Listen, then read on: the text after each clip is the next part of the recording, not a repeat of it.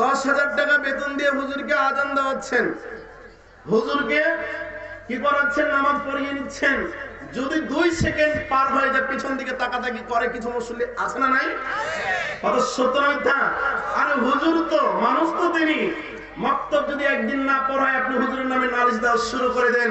কিন্তু মাসের পর মাস যেই শিক্ষক আপনার সন্তানকে ধোঁকা দিচ্ছে, ওই শিক্ষকের বিপক্ষে আপনার কোনো কথা। কোরআন পড়ার জন্য হুজুরকে 200 টাকা দিতে আপনার কি ফেটে যায়? অন্তরটা ফেটে যায়। কিন্তু মাস্টারকে ম্যাথ পড়ার জন্য 1000 টাকা দিতে বাধে। কত সত্য না মিথ্যা? সমাজে এমন আছে না নাই?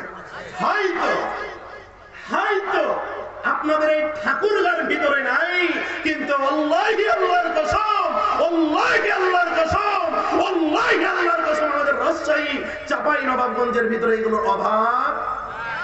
এখন বলেন আপনাদের দিকে আছে কিনা?